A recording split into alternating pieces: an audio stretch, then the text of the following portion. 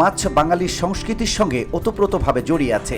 নদীমাতৃক এ দেশে ভাত মাছ ছাড়া বাঙালির পেট ভরে না বললেই চলে। মাছের কথা সামনে আসতেই আমাদের দেশের প্রচলিত একটু ধারণা সামনে আসে, তেলাপিয়া জান্নাতি মাছ। এমনকি অনেক ধর্মীয় বক্তাকেও এ ধরনের কথা প্রচার করতে দেখা যায়। তারা বলেন নীল ও ফোরাত জান্নাতি নদী এবং এই দুটি নদীতে তেলাপিয়া মাছ বেশি পাওয়া যায়। এ থেকে বোঝা যায় তেলাপিয়া জান্নাতি মাছ। তাই প্রশ্ন জাগে, আসলে কি তেলাপিয়া জান্নাতি মাছ? চলুন তাহলে এ বিষয়ে শরীয়তের দৃষ্টিভঙ্গি জেনে নেই।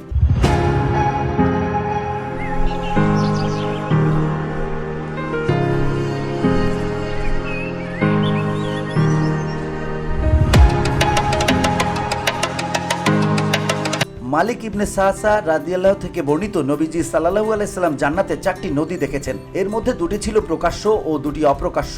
সবগুলোই সিদরাতুল মুনতাহার গোড়া থেকে প্রবাহিত। নবীজি সাল্লাল্লাহু আলাইহি সাল্লাম জিজ্ঞাসা করলেন, এগুলো কোন নদী? জিবরাইল আলাইহিস সালাম বললেন, অপ্রকাশ্য নদী দুটি তো জান্নাতের নদী, আর প্রকাশ্যগুলো হলো নীল ও ফোরাত।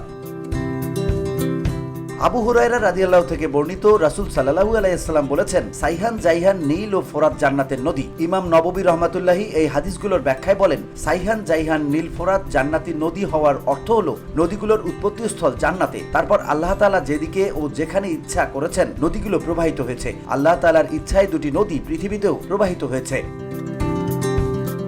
বিশেষজ্ঞ আলেমরা বলছেন, উল্লেখিত হাদিসের আলোকে নীল ও ফোরাতকে জান্নাতি নদী বলা যেতে পারে, কিন্তু তেলাপিয়া জান্নাতি মাছ এরকম কোনো তথ্য নবীজি সাল্লাল্লাহু আলাইহি সাল্লাম থেকে বর্ণিত কোনো হাদিসে পাওয়া যায়নি। কোনো সাহাবীর বক্তব্যেও এরকম কোনো তথ্য পাওয়া যায় না। শুধু নীল বা ফোরাতে বেশি পাওয়া যাওয়ার ভিত্তিতে তেলাপিয়া বা অন্য কোনো মাছকে জান্নাতি মাছ বলার সুযোগ নেই।